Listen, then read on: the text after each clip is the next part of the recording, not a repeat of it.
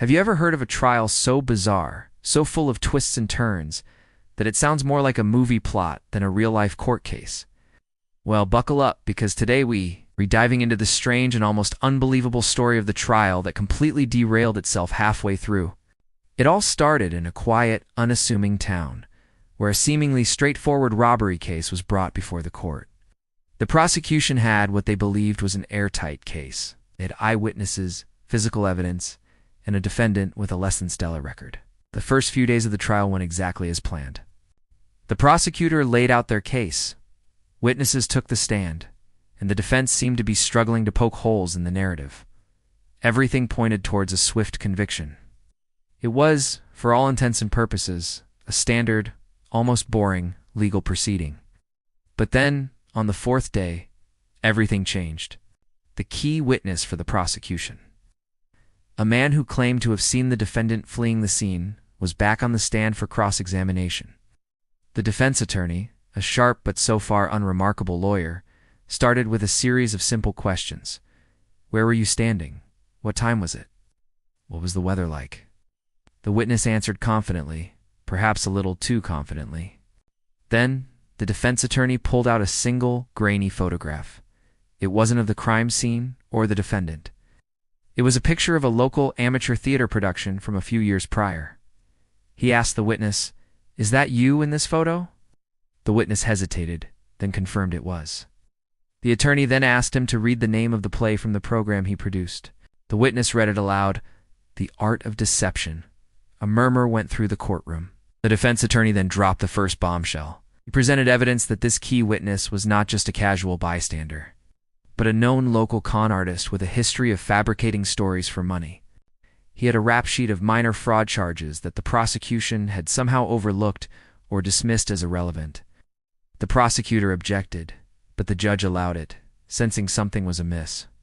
The witness started to sweat, his confident demeanor cracking. Just when the courtroom thought things couldn't get crazier, the defense attorney called his own surprise witness. A woman walked to the stand, visibly nervous. She was the defendant's ex-girlfriend, and everyone assumed she was there to provide an alibi. But she wasn't. Instead, she confessed that she had been having an affair. With the lead detective on the case, the courtroom erupted. The judge slammed his gavel, demanding order. The prosecutor was stunned, his face pale. The lead detective, who was sitting in the gallery, looked like he'd seen a ghost. The ex-girlfriend provided text messages and call logs as proof. She explained that the detective was jealous and had a personal grudge against the defendant. She claimed the detective had pressured her to stay silent and had even subtly hinted that he could make evidence appear if he needed to. This revelation completely shattered the prosecution's case. Their key witness was a fraud, and their lead detective was now implicated in a massive conflict of interest, potentially even evidence tampering. The foundation of their entire argument had crumbled. The judge, seeing the absolute chaos and the compromised integrity of the proceedings, had no choice. He declared a mistrial. But the story doesn't end there. District Attorney's Office immediately launched an internal investigation into the lead detective. His career was over, and he soon faced charges of his own for obstruction of justice and perjury. The con artist witness was also charged with perjury for lying under oath. He had been paid by someone to lie, but he refused to say who, fearing for his safety. So, what happened to the original defendant?